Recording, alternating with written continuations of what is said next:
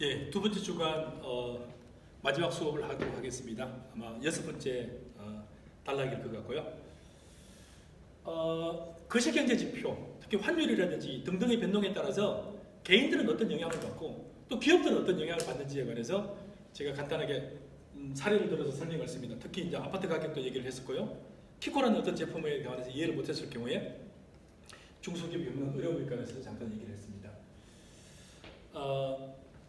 포트폴리오에 대해서 얘기를 했지만 시스테믹 리스크에 대해서도 잠깐 얘기를 했습니다. 시스테믹 리스크를 조금 더 좀 저희가 관찰을 또 조금 더 언급하고 지나갈게요. 우리가 알고 있기로는 1929년에 미국의 대공황이 발생을 해가지고 상당히 오랜 기간 미국이 수많은 금융업체가 도산을 하고 수많은 제조업체가 도산을 하고 미국 아마 최대 실업률을 기록했던 게 1900 금은 그 세월들이죠. 어마어마하게 암울했던 그런 시절들입니다. 1929년 대공황을 우리가 기억을 하고 있는데 1929년 대공황이 오기까지는 사실은 그 이전에 1925년 6년 플로리다 토지 사건들이 있었어요. 저게 뭐냐? 플로리다는 여러분들이 가보신 분도 계시고 뭐 영상을 통해서 보신 분도 계시지만 가끔 가다 보면 골프 뭐 이렇게 대회 같은 거 보면서 보기도 하고 이랬는데 굉장히 날씨가 좋습니다. 플로리다는 사시사철이 거의 따뜻하고요. 겨울이라 하더라도 겨울에도 플로리다 같은 경우는 뭐 거의 해수욕 할 수 있을 정도로 아주 따뜻하기도 하고 그리고 그 남쪽 가다 보면 키이스트 같은 데 보면은 해밍웨이가 말년에 거기서 뭐 휴양을 하기도 하고 이랬던 지역으로서 휴양지로서 미국의 도시인들 특히 뉴욕이라든지 보스턴 쪽에 있는 사람들은 너무너무 그리워하고 돈만 벌면 내 거기 가리라 하고 꿈을 꾸는답니다.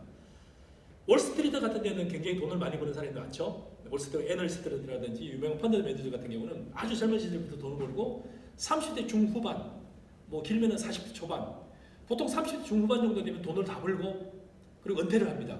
그리고 어디를 가요? 플로리다 가서 휴양하는 걸 이 사람들의 최고의 꿈이에요. 그렇지 못한 사람들이 하더라도 그 정도 돈은 못 벌었지만 나는 때가 되면 가서 휴양하겠다. 뉴욕 동부가 미국의 동부가 굉장히 춥습니다. 특히 뭐 이게 워싱턴 DC, 그다음에 뉴욕, 그 위에 보스턴 굉장히 미국의 주류를 이루는 사회입니다만 이쪽이 굉장히 겨울에 날씨가 굉장히 춥고요, 굉장히 길어요. 그래서 상당히 많은 사람들이 겨울에 크리스마스 전후라든지 연초라든지 해서 플로리다 같은 데 가서 즐기기를 굉장히 즐기기를 좋아해요. 특히나 플로리다를 즐기는 좋아하는 게 뭐냐면은 비치예요. 플로리다 해변에 보면은 마이애미 비치 같은 데 보면은 너무너무 이렇게 경치도 좋고 따뜻하죠. 그래서 도시인들의 로망이 뭐냐면은 특히 뉴욕에 있는 사람, 뉴요커들의 로망이 뭐냐면은 돈을 많이 벌어가지고 플로리다 가서 별장을 사가지고 가끔 들렸으면 좋겠다. 자동차를 가지고도 가서 갈 수도 있고요. 그래서 그게 꿈입니다.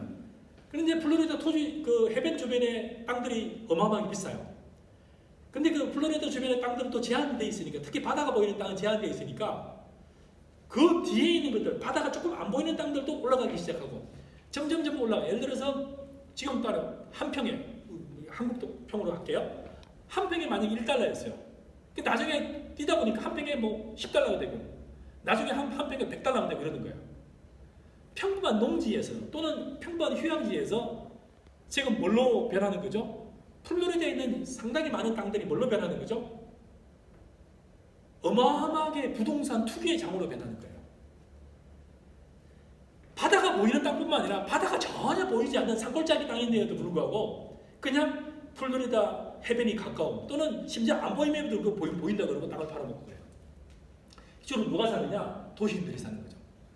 그래서 결국에는 한 평에 1달러 했던 땅들이 나중에 한 평에 뭐 1000달러, 1000배가 뛰고 이러는 거죠. 그러면 플로리다 땅을 샀을 때 내가 만약에 뭐 10만 달러치를 샀어요. 원래 가치는 얼마짜리였어요? 1000달러밖에 안 되는 거였어요. 이미 100배가 되었어요. 10,000달러 그리고 10만 달러가 됐어요. 그러면 10만 달러가 없으니까 어떻게 하냐면 미국은 아시다시피 파이낸싱을 굉장히 많이 해줍니다. 대출을 70% 80% 해주는 거죠. 90%. 그러면 10만 달러 땅을 사면서 원래 10만 달러짜리가 원래 1000달러짜리였어요. 10만 달러짜리를 사면서 대출을 얼마를 받는 거죠? 8만 달러를 받는 거죠. 80%를. 그리고 나서 땅을 사는 거죠. 나중에는 투기율이 계속 올라가다 보니까 어떻게 되는 거죠? 어느 순간에 이거는 너무 높은 것 같다 이렇게 생각을 하는 거죠. 그리고 누군가는 팔기 시작하는 거예요. 이거 좀 너무 높은 것 같아요. 그러면 여기에 대출을 해주는 데는 어디가 대출을 해줬죠? 수많은 금융기관들이 대출을 해줬어요. 한두 개가 아니고 수백 개가. 플로리다 땅이라고 하면 10만 달러 괜찮아 이런 거 다 대출을 해줬어요. 근데 그게 갑자기 토지가 폭락을 하는 거죠. 나중에 얼마나 전락을 하는 거죠? 10만 달러, 8만 달러, 7만 달러, 5만 달러, 1만 달러, 7천 달러, 결국에는 1,000달러 이하로 급락을 하는 거죠. 그러면 은행은 담보대출을 해줬으니까 담보를 해소를 할 거 아니에요? 떨어지기 시작하니까 해소를 할 거 아니에요? 돈 달라고. 땅을 산 사람은 돈이 없어요. 그럼 어떻게 돼요? 은행이 부도나기 직전이니까 은행은 제조업체까지 돈을 달라 그러는 거예요. 빌려준 걸 가지고. 땅을 산 사람한테 돈을 달라는 게 아니라 땅을 산 사람뿐만 아니라 정상적으로 하는 제조업체까지도 너한테 빌려준 돈 빨리 갚아라. 그렇게 해서 뭐가 발생하는 거죠? 결국에는 플로리다 토지 사건이 발생하면서 수많은 금융기관들이 또 도산을 하고, 금융기관들이 도산을 하니까 뭐죠? 제조업체들도 도산을 하고, 제조업체들이 도산을 하기 시작하니까 어떻게 되는 거죠? 결국에는 대공황이 발생을 하게 된 거죠. 그래서 제조업체들이 무너진, 우리가 보는 흔히 기업들이 무너지게 된 원인은, 특히 대공황이 발생한 원인들은 여기 공급 과잉도 있었습니다만 공급 과잉 못지않게 플로리다 토지 사건으로 인해서 상당히 많은 금융기관들이 망한 거죠. 기관들이 부실화되면서 제조업체에 빌려준 돈들을 회수를 하고, 그러면서 또 가속화되고, 이런 경험은 우리가 IMF도 겪었습니다만 환율이라는 것 때문에 갑자기 제조업체가 돈을 거의 다 파는 거죠. 여러분들이 그래서 플로리다 토지 사건은 뭐 토지로 인해서 사람들이 그냥 취미예요. 그냥 나는 바다가 좋았어, 땅이 좋았어. 그래서 가끔가다 휴양을 즐길 수 없어. 그래서 그런 욕구가 연결이 되다 보니까 나는 플로리다 땅을 좀 샀으면 좋겠어 라고 했던 게 시발되던 게 결국에는 미국이 대공황을 유발하게 되는.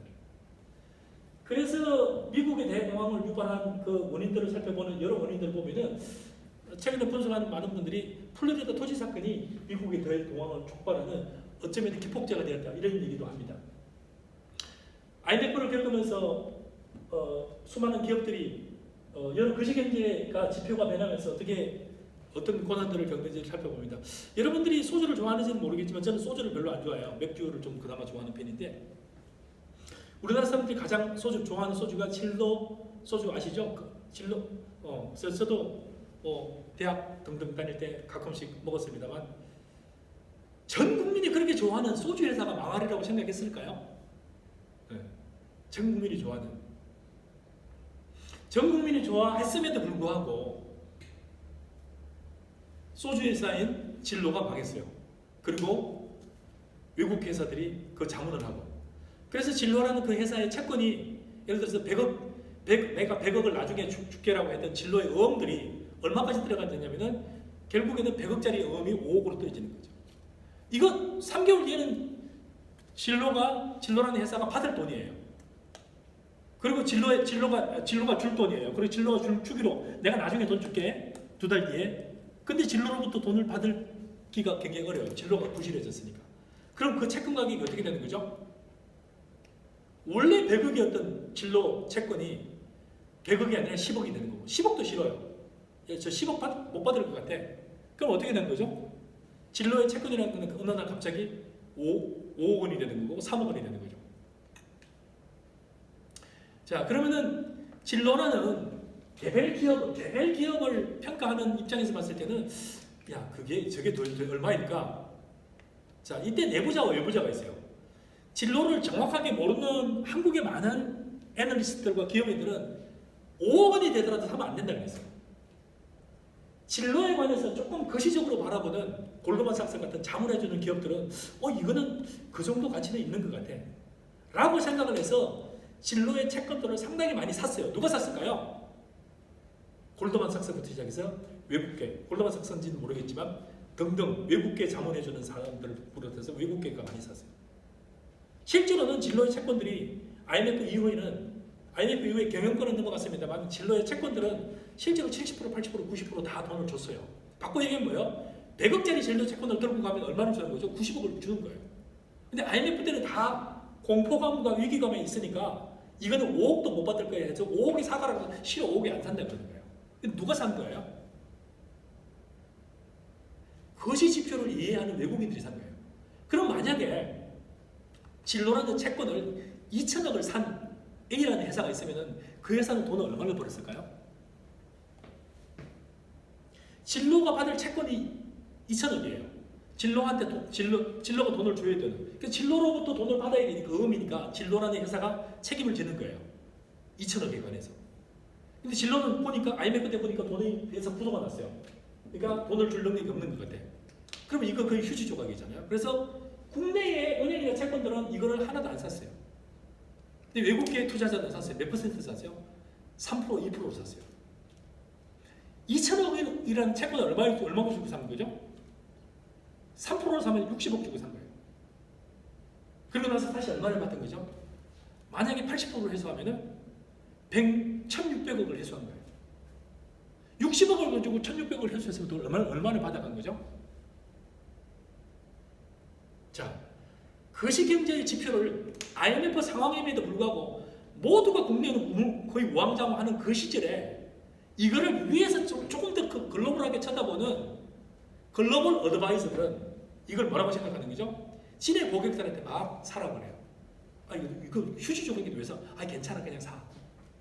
그래서 얼마나 많은 이익을 남겼어요? 얼마나 많은 이익을 남겼을까? 어마어마한 이익을 남겼죠. 론스타라는 한 회사는 IMF를 통해서 한국으로부터 스타트업 빌딩도 사고 은행도 사고 해서 한 회사가 100억 달러 이상의 차익을 가져갔습니다. 뭐 때문에요? 거시경제 지표를 그나마 이해를 했기 때문에. 거시경제 지표는 리스크와 프로핏을 다 밸런싱해서 계산을 해야 되는데 한국의 금융 전문가들은 계산을 못합니다. 이거 누가 한 거죠? 한국의 경제 전문가들은 계산을 못하는 누가 한 거죠? 론스타의 글로벌 전문가들은 한 거죠. 그래서 론스타라든지 골드만삭스 같은 회사들이 특히 론스타 같은 회사는 어마어마한 100억 달러가 그러니까 이익을 100억 달러를 남긴다 그래 보세요. 얼마나 근데 가져간 이익만 100억 달러가 넘어요. 그럼 바꾸어 얘기하면 우리나라는 얼마나 많은 건 이런 거죠. 100억 달러를 그대로 내준 거예요. 한 회사한테만. 100억 달러 우리 환율은 10조 원 이상을. 그래서 거시경제 지표와 거시경제를 분석, 특히 거시경영적 관점에서 경제 지표들과 그 활동들을 바라보는 것은 상당히 중요합니다. 그래서 첫 시간과 둘째 시간 제가 했는데 첫 시간에는 한국의 산업구조 개편 부분들, 또 한국의 산업혁명들, 그리고 글로벌 산업혁명에 관해서 약간 언급을 했었고요. 지금은 이제 한두 가지 지표를 가지고 거시경제 지표들이 변동에 따라서 개별 개인들과 개별 기업들이 얼마나 큰 영향력을 받고 우리가 얼마나 큰 영향력 아래에 있는지에 관해서 살펴봤습니다. 그래서 한국경제 거시경영론에 관해서 수업을 하면서 여러분들이 이런 개별 지표들 그리고 종합적인 지표들 그리고 글로벌 메커니즘에 관해서 이해를 좀 더 많이 가졌으면 좋겠습니다. 수고하셨습니다. 둘째 시간을 마치겠습니다.